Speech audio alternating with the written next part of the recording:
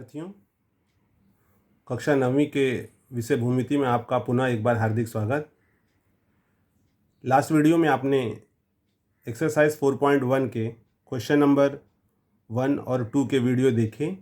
I hope कि आपको सवाल समझ में आया है। चलिए हम आगे चलते हैं और देखते हैं क्वेश्चन नंबर 3।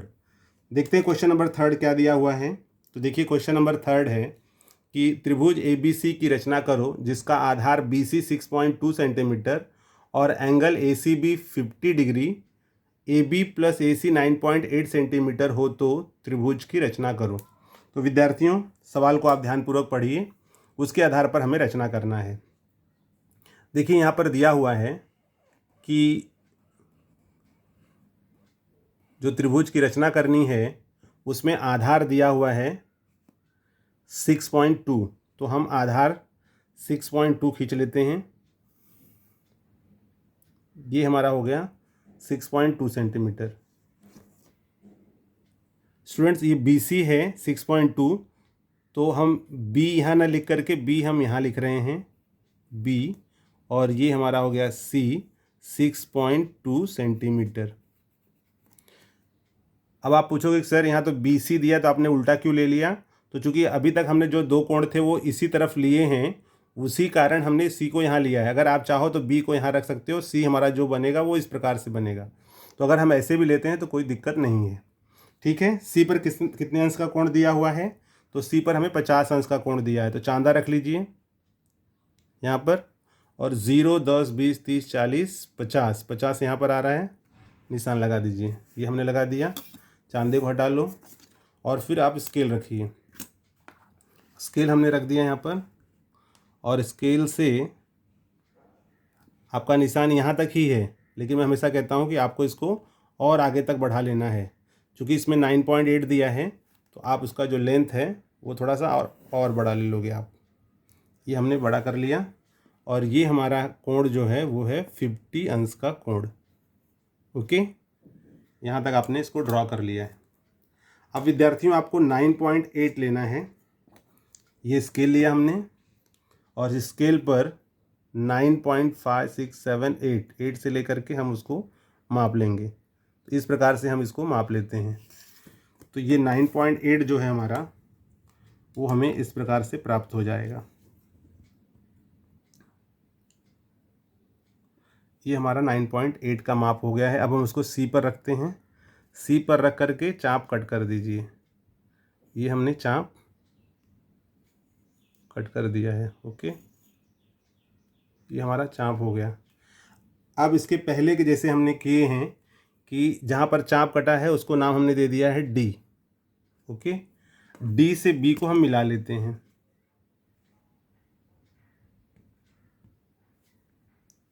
D से B को मिला लीजिए। ये हमने मिला लिया। अब हमें क्या करना है, जो हमें रेख DB मिला है उसका हमें लंबसम द्विभाजक खींचना है।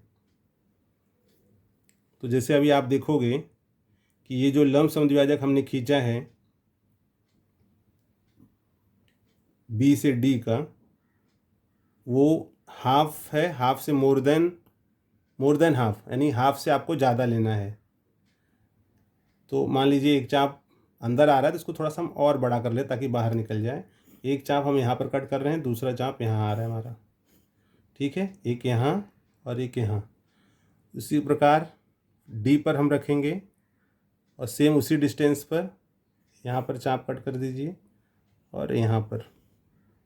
ठीक है, इसके पहले हमने किया है, 2 प्रश्न किए, तो आपको काफ़ी कुछ समझ में आ गया है। अब ये जो चाप है इसको मिला लीजिए आप।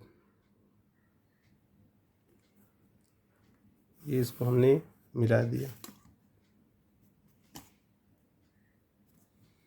अब इसके बाद में ये जो पॉइंट आप देख रहे हैं यहाँ पर, यहाँ से B को मिला देते हैं। यहाँ से आप B को मिला दीजिए।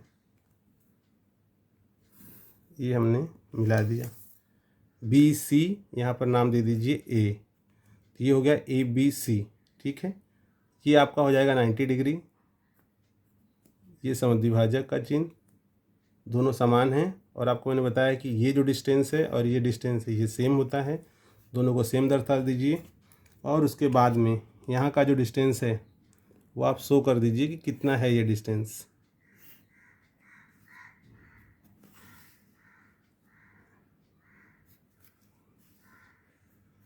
और यहाँ आप दिखा दोगे 9.8 सेंटीमीटर।